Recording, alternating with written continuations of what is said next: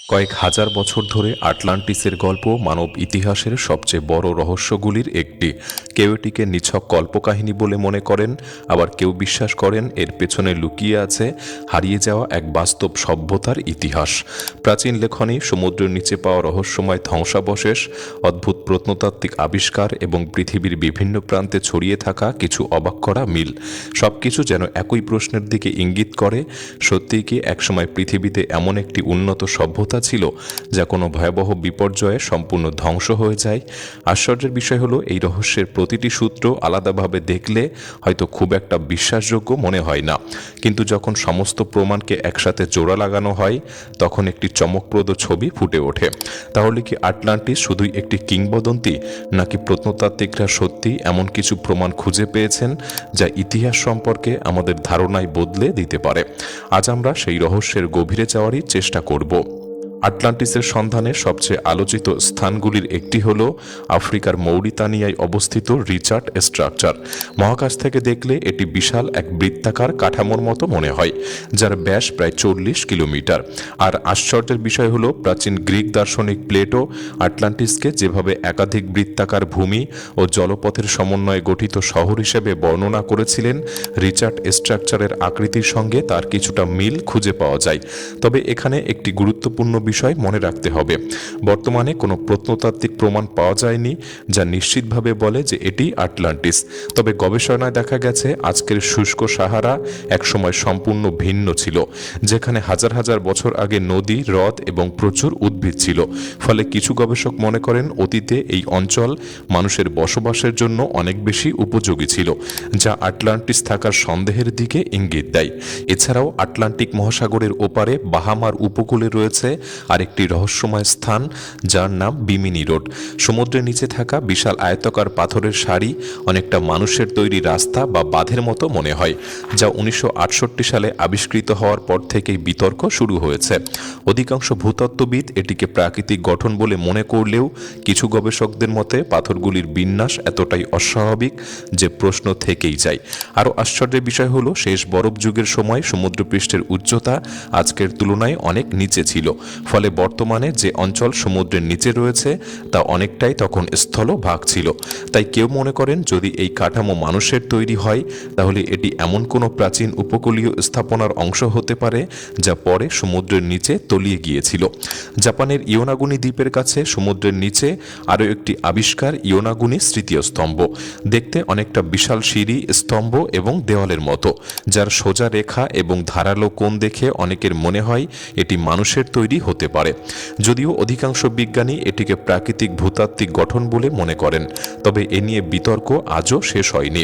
যদি এটি সত্যিই মানুষের তৈরি হয়, তাহলে এর বয়স পরিচিত অনেক সভ্যতার থেকেও অনেক বেশি হতে পারে।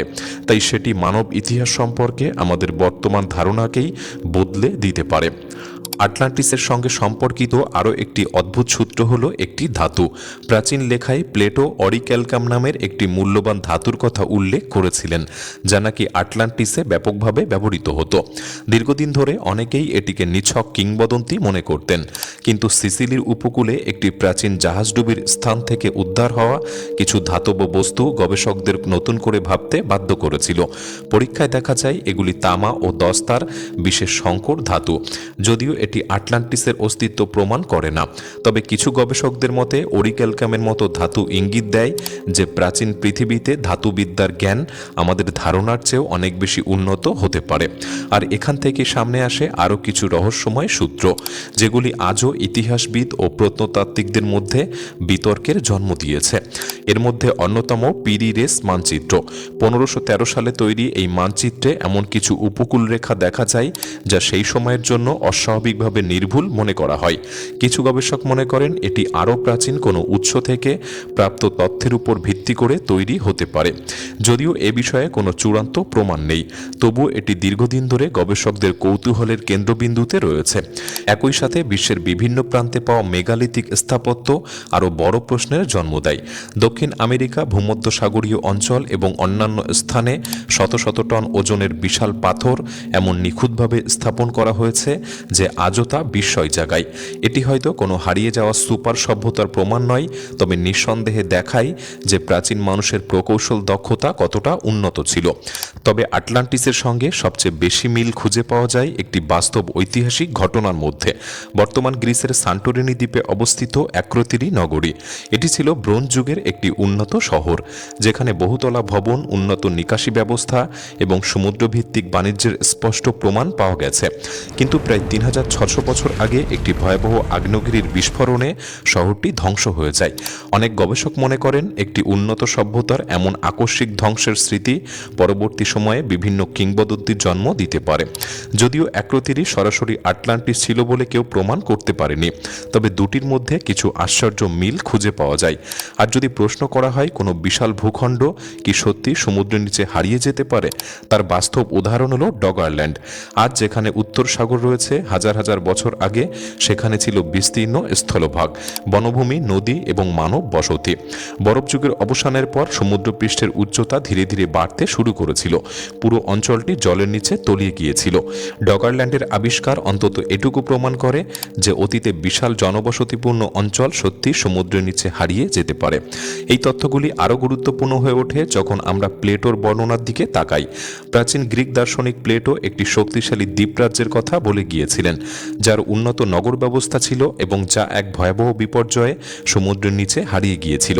আশ্চর্যের বিষয় হলো তিনি যে সময়ের কথা উল্লেখ করেছিলেন তা মোটামুটি ইয়ঙ্গার ড্রাইস নামে পরিচিত পৃথিবীর এক অস্থির জলবায়ুগত সময়ের কাছাকাছি। প্রায় 11,700 বছর আগে পৃথিবীতে দ্রুত জলবায়ু পরিবর্তন, হিমবাহ গলন এবং সমুদ্রপৃষ্ঠের উচ্চতা বৃদ্ধির মতো বড় পরিবর্তন ঘটেছিল। বিজ্ঞানীরা মনে করেন এই সময়ে বহু উপকূলীয় অঞ্চল জলের নিচে চলে গিয়েছিল এবং হয়তো আমরা যে আটলান্টিস সম্পর্কে জানতে চাইছি সেটিও সেই বিপর্যয়ের অংশ ছিল, তবে নিশ্চিতভাবে বলা মুশকিল। এছাড়াও তুরস্কের গোবেকলি তেপে, এর বয়স প্রায় 11,000 বছরেরও বেশি, অথচ এখানে পাওয়া বিশাল পাথরের স্তম্ভ এবং বিশাল জটিল নকশা দেখায় যা সেই সময়ের মানুষ সম্পর্কে আমাদের অনেক ধারণাই অসম্পূর্ণ। একসময় মনে করা হতো কৃষির বিকাশের পরই মানুষ বড় স্থাপনা নির্মাণ করতে শিখেছিল, কিন্তু গোবেকলি তেপে সেই ধারণাকেই চ্যালেঞ্জ করে। এটি নিঃসন্দেহে প্রমাণ করে যে মানব সভ্যতার প্রাচীন ইতিহাসে এখনও অনেক অজানা অধ্যায় রয়ে গেছে। পৃথিবীর বিভিন্ন সংস্কৃতিতে ডুবে যাওয়া ভূমি, মহাপ্লাবন এবং হারিয়ে যাওয়া স্বর্ণযুগের গল্প আমরা শুনেছি। মিশর, মেসোপটেমিয়া, ভারত, পলিনেশিয়া এবং আমেরিকার বিভিন্ন আদিবাসী সংস্কৃতিতে এমন কিছু কাহিনী শতাব্দীর পর শতাব্দী ধরে প্রচলিত রয়েছে, যাকে শুধুই গল্প বলে উড়িয়ে দেওয়া যায় না। এগুলি হয়তো প্রাচীন মানুষের স্মৃতিতে রয়ে যাওয়া কোনো বাস্তব প্রাকৃতিক বিপর্যয়ের প্রতিধ্বনিও হতে পারে। আর এই কারণেই শত শত বছর পরেও আটলান্টিসের রহস্য পুরোপুরি মুছে যায়নি। Richard structure, Bimini road, Yonaguni স্মৃতিস্তম্ভ, অরিক্যালকাম ধাতু, প্রাচীন মানচিত্র, ডগারল্যান্ড কিংবা গোবেকলি তেপে, এগুলির কোনোটি একা আটলান্টিসের অস্তিত্ব প্রমাণ করতে পারে না। কিন্তু সব সূত্রকে একসঙ্গে দেখলে একটি প্রশ্ন বারবার ফিরে আসে: প্লেটো কি শুধুই একটি গল্প লিখেছিলেন, নাকি তিনি এমন এক হারিয়ে যাওয়া সভ্যতার স্মৃতি তুলে ধরতে চেয়েছিলেন যার বেশিরভাগ চিহ্ন আজ সময় এবং প্রকৃতির আড়ালে হারিয়ে গেছে? বিজ্ঞানীরা নিশ্চিতভাবে জানেন যে অতীতে পৃথিবীতে বড় বড় জলবায়ুগত পরিবর্তন ঘটেছিল। সমুদ্রের উচ্চতা বেড়েছে এবং সম্পূর্ণ ভূখণ্ড জলের নিচে হারিয়ে গেছে। তাই আটলান্টিসের মতো কোনো এক উপকূলীয় সভ্যতা প্রকৃতির ভয়াবহ পরিবর্তনের কারণে ধ্বংস হয়ে যেতে পারে এমন ধারণা মোটেও অসম্ভব নয়।